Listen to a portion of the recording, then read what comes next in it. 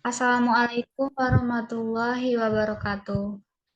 Waalaikumsalam Waalaikumsalam warahmatullahi wabarakatuh. warahmatullahi wabarakatuh. Puji kita panjatkan kehadiran Allah Subhanahu wa Ta'ala atas berkat rahmatnya kita diberi kesehatan untuk dapat melakukan diskusi kasus melalui Zoom yang kelima. Materi kelima ini kita akan membahas tiga pertanyaan. Bahasan pertama kita yaitu mengapa ketiga tokoh cendekiawan Muslim seperti Buya Hamka, Hayafi Ilma Arif, dan Ayu Mardi Azra begitu dikenal luas sehingga layak dikatakan tokoh Islam atau cendekiawan Muslim. Kepada teman-teman dipersilakan untuk memaparkan penjelasannya. Baiklah, dari saya, mengapa ketiga tokoh tersebut begitu dikenal luas? Pertama, Buya Hamka. Lewat karyanya di bawah lindungan Ka'bah dan tenggelamnya kapal Van der Wijk, nama Hamka melambung sebagai sastrawan. Selama Revolusi Fisik Indonesia, Hamka bergerilya di Sumatera Barat bersama barisan pengawal nagari dan kota BPNK untuk menggalang persatuan menentang kembalinya Belanda.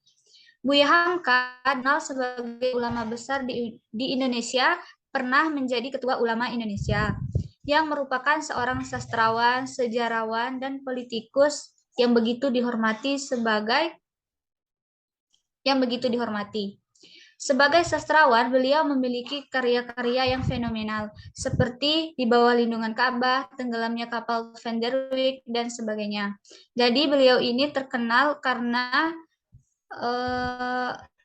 banyaknya karya-karya yang dirilis sehingga membuat beliau menjadi sosok yang terkenal. Yang kedua yaitu Hayafi Ilma Arif. Tokoh ini dikenal luas karena seseorang yang sederhana, mandiri, memiliki pemikiran modern dan menyejukkan, giat mengembangkan toleransi aktif dan berpedoman pada Pancasila. Dan yang terakhir, Aziu Mardi Azra. Beliau dikenal salah satu cendekiawan Muslim Indonesia. Selain kiprahnya di dunia pendidikan, ia juga dikenal sebagai penulis dari belasan judul buku. Karya juga mendapat penghargaan, seperti buku berjudul Renaissance Islam di Asia Tenggara yang berhasil memenangkan penghargaan nasional sebagai buku terbaik untuk kategori ilmu-ilmu sosial dan humaniora pada tahun 1999. Begitu proses terkenalnya Buya Hamka, Hayafi Ilma Arif, dan Asyum Mardi Azra. Apakah teman-teman ada yang ingin menambahkan atau memberi penjelasan mengapa ketiga tokoh itu bisa dikenal luas? Dipersilahkan.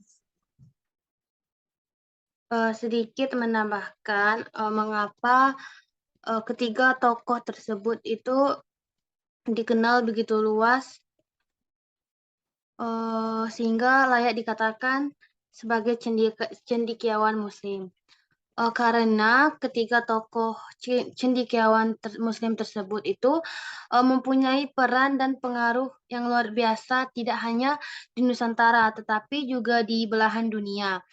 Serta mereka ketiga tokoh cendekiawan ini juga memiliki karya-karya yang luar biasa yang dikenal luas oleh banyak orang, bahkan mereka para tokoh cendekiawan ini turut ikut serta dalam mengusir para penjajah. Maka dari itu ketiga tokoh tersebut itu dikenal luas oleh masyarakat.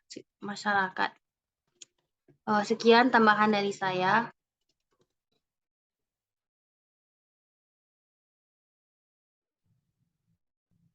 Pada Saudari Werli Mozari, apakah ingin menambahkan?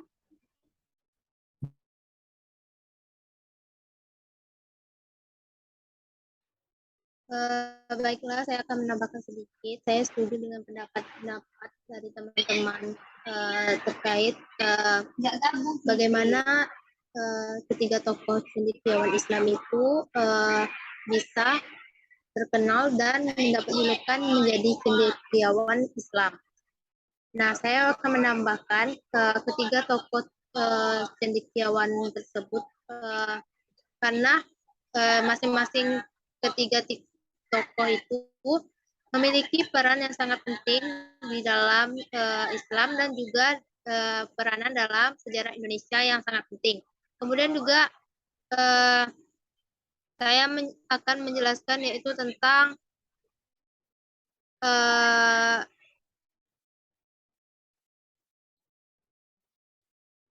Buya Hamka, yaitu ketika menjadi Ketua Umum Majelis Ulama Indonesia tidak mau menerima gaji dan fasilitas dari pemerintah. Karena kalau menerima gaji dari pemerintah, maka kemudian bisa jadi dibeli oleh kekuasaan. Kemudian juga para politisi adalah keluasan ilmunya.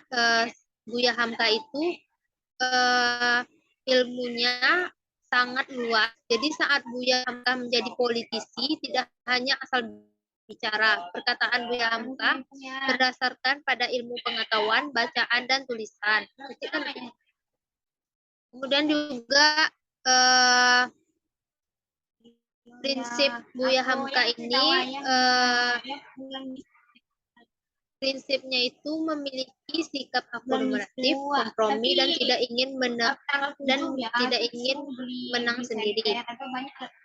Sekian dari saya. Materi kedua yaitu apa saja kiprah dan dedikasi mereka masing-masing. Pada teman-teman yang ingin menyampaikan, persilahkan. Baiklah, saya akan menjelaskan apa saja kiprah dan dedikasi ketiga tokoh cendekiawan tersebut. Yang pertama yaitu adapun kiprah dan dedikasi Buya Hamka, yaitu ia memulai kiprahnya di dunia politik dengan menjadi anggota Partai Ketua Sarekat Islam atau SI pada tahun 1925. Di waktu yang hampir bersamaan, ia juga ikut mendirikan Muhammadiyah untuk menentang khurafat, bid'ah, dan kebatinan sesat di Padang Panjang. Serta saat Perang Revolusi, Hamka juga turut berjuang mengusir penjajah. Lewat pidato, ia mengobarkan semangat para pejuang untuk merebut kedaulatan negara. Dalam kisah perjuangannya, Hamka juga pernah ikut serta menentang kembalinya Belanda ke Indonesia dengan bergerilya di dalam hutan di Medan. Lalu Hamka itu kembali ke dunia pendidikan pada tahun 1957 setelah resmi diangkat menjadi dosen di Universitas Islam Jakarta dan Universitas Muhammadiyah Padang Panjang. Karirnya sebagai pendidik terus menanjak setelah ia terpilih sebagai rektor pada Perguruan Tinggi Islam Jakarta. Kemudian dikukuhkan sebagai guru besar di Universitas Mestopo Jakarta dan Universitas Islam Indonesia. Di sampingnya ia sering melalui kuliah di berbagai perguruan tinggi. Hamka juga menyampaikan dakwahnya melalui kuliah subuh atau RRI Jakarta dan mimbar agama Islam di TVRI yang diminati jutawan masyarakat Indonesia di masa itu. Lalu tokoh yang kedua yaitu adapun kiprah dan dedikasi Buya Syafi'i Ma'arif, yaitu kiprahnya di ranah politik, sosial, hukum hingga agama itu sudah tidak diragukan lagi. Bukan hanya dari pekerjaan, tetapi bahkan hingga ke perkataan dan pesan-pesannya yang sangat menginspirasi generasi muda, terutama di kalangan tokoh-tokoh masyarakat lintas agama. Buya Syafi'i Ma'arif ini dipandang sebagai seorang yang haus akan ilmu dan menjunjung tinggi toleransi. Serta Buya Syafi'i ini meninggalkan warisan etik yang kuat dalam perjuangan melawan korupsi dan ketidakadilan di masyarakat. Dan yang terakhir yaitu kiprah dan dedikasi Buya Azyumardi yang kiprahnya berkibar baik di dunia pendidikan maupun dunia pemikiran, di mana pemikiran-pemikirannya itu dilempar ke ruang publik dan disambut dengan respon yang bervariasi. Namanya semakin dikenal luas, terlebih ketika ia dipercaya oleh mantan Wapres Yusuf Kala untuk menjadi Deputi Sekretaris Wakil Presiden atas Seswapres bidang Kesra selama 2 tahun. Sekian pemaparan poin kedua dari saya. Saya kembalikan kepada teman-teman yang ingin menambahkan materi. Baik, saya akan menambah sedikit materi, yaitu tentang kiprah dan dedikasi ketiga tokoh tersebut. Saya setuju dengan pendapat saudari Sela, yaitu tentang Buya Hamka yang kiprahnya di bagian politik, yaitu sebelum terjun di dunia politik, Buya Hamka berkarir sebagai wartawan, penulis, dan pengajar. Kiprah politiknya ia mulai melalui Masyumi. Ia menjabat sebagai Ketua Majelis Ulama Indonesia atau MUI pertama. Sampai akhirnya Masyumi harus dibubarkan karena berkaitan dengan pemberontakan PRI. Kemudian yaitu Buya Syafi'i, kiprahnya yaitu berharap bisa memberikan dan berkontribusi dalam memopulerkan gagasan pembaruan Islam di Indonesia yang lebih mendorong pada gerbang pemikiran Islam yang eksklusif dan toleran. Bagi Buya Syafi'i, ilmu dan pengetahuan sejarah memikat minatnya karena sejarah berbicara tentang kemanusiaan secara totalitas. Dari proses inilah rasa humanismenya tumbuh dan memperdalam perhatiannya pada masalah-masalah kemanusiaan. Kiprah Buya Syafi'i ini yaitu melalui gerakan antaragama yang dilakukan di antaranya adalah gerakan pemberantasan korupsi yang dimenangkan tahun 2003 bersama NU di bawah Hashim Muzadi. Kemudian mengandeng Kristen, Katolik, Hindu, Buddha, serta Konghucu dengan dukungan partnership Indonesia di bawah HS Dillon.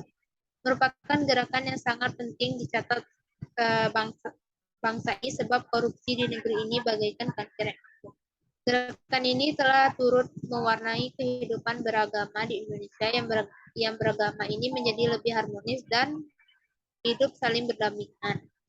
Peran para tokoh agama sebagai jangka perangkat keutuhan umat dan masyarakat dirasakan sangat penting untuk merendam berbagai potensi konflik yang terjadi di kalangan masyarakat serta sangat penting untuk memperkuat bangunan perdamaian di Indonesia. Itu saja yang dapat saya sampaikan. Sekian dari saya. Baik, terima kasih Sheila dan juga Berli. Pendapat saya juga lebih kurangnya sama dengan Sheila dan juga Berli, yaitu Buya Hamka, kiprah dan dedikasinya. Menjadi penulis, mubalik, dan tokoh masyarakat karena dedikasi yang luar biasa terhadap dakwah Islam di Indonesia dan atas dedikasi dan karya-karya intelektualnya. Buya Hamka menerima gelar dokter honoris causa dari Universitas Al-Azhar, Mesir, dan Universitas Kebangsaan Malaysia. Dalam bidang politik, seperti yang telah dikatakan, Buya Hamka ini adalah anggota konstituante dan juga tergabung di fraksi Masyumi. Banyak ulama yang tidak tertarik dengan politik praktis, namun Buya Hamka adalah salah satunya. Sejak awal, tugas konstituante adalah menyusun dasar negara dan undang-undang dasar. Dan Buya Hamka terpilih sebagai ketua MUI pertama.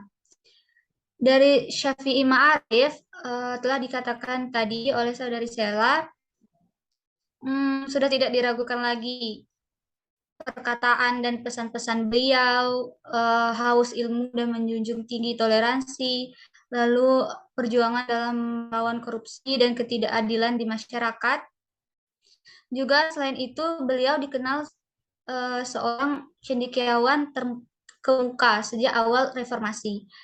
Syafi'i ini menjadi Ketua Umum Muhammadiyah pada 1998 hingga 2005. Merupakan tokoh yang senantiasa menjadi panduan moral dalam bersikap soal ketidakadilan dan pemberantasan korupsi.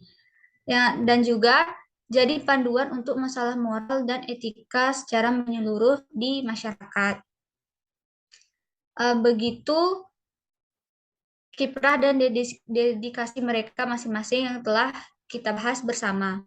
Selanjutnya pembahasan terakhir yaitu apa saja sejumlah suri teladan yang ada di diri mereka masing-masing. Dipersilakan pada teman-teman yang ingin menjelaskan terlebih dahulu. Baiklah, saya akan membahas materi yang ketiga, yaitu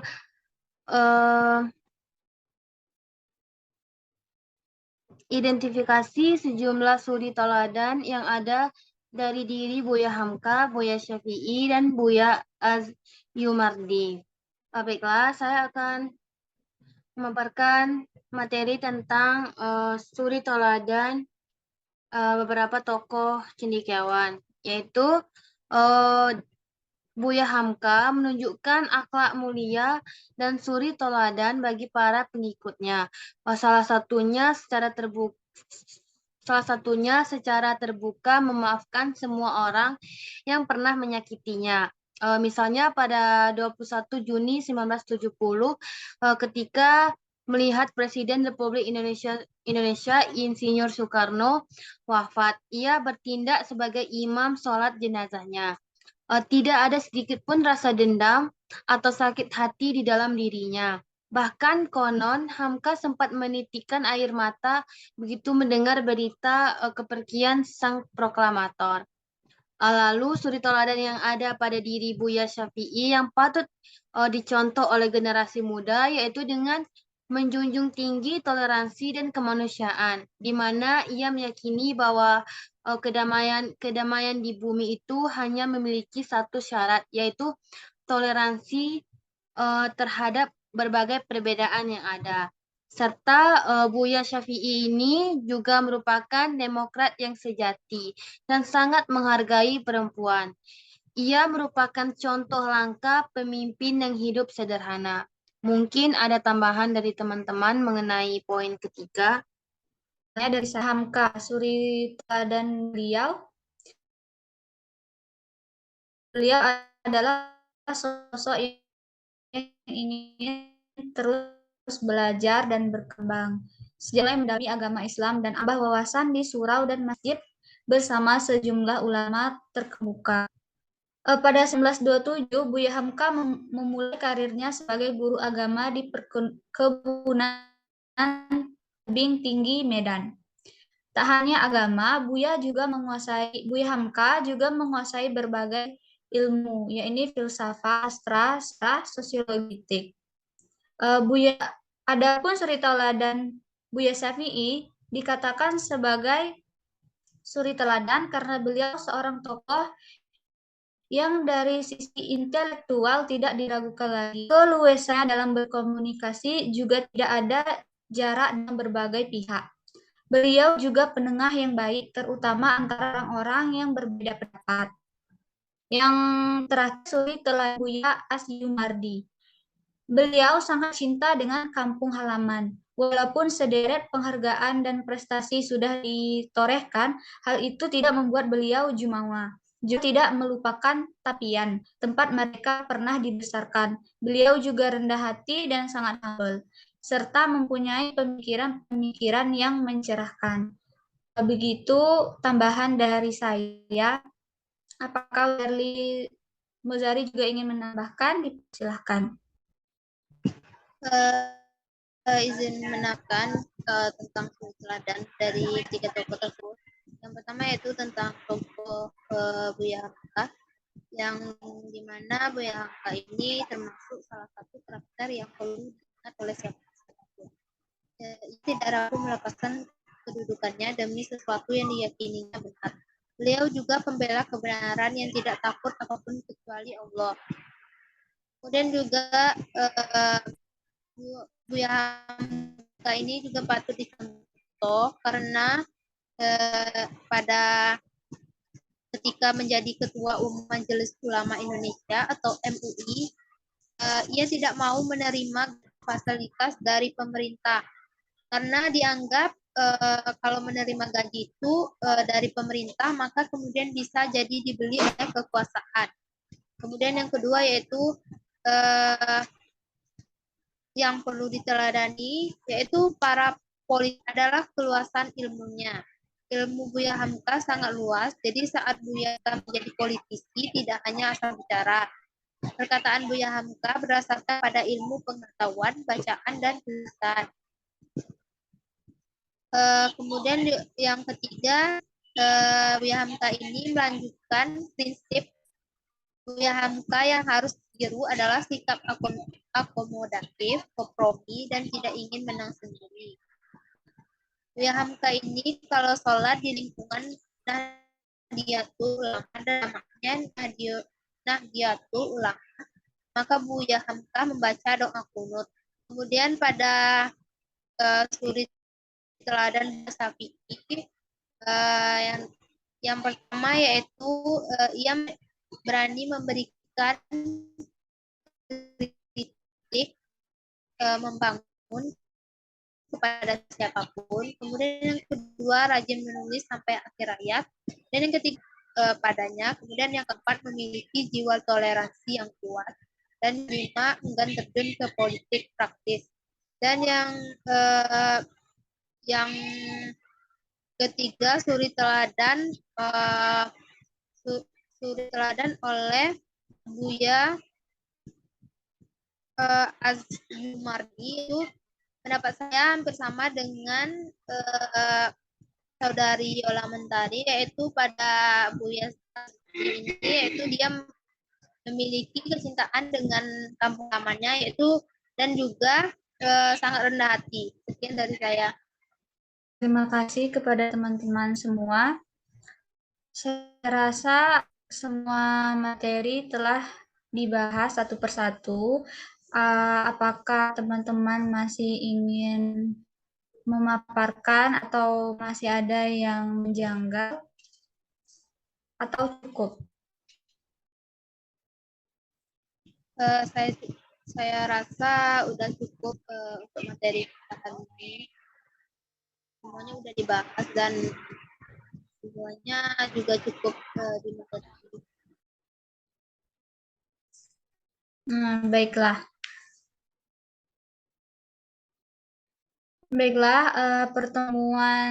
Diskusi pertemuan 5 dari kelompok kita, kelompok 3 dirasa sudah cukup.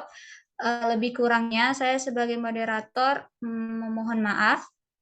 Saya tutup dengan wabillahi taufiq wal hidayah. Wassalamualaikum warahmatullahi wabarakatuh. Waalaikumsalam warahmatullahi wabarakatuh.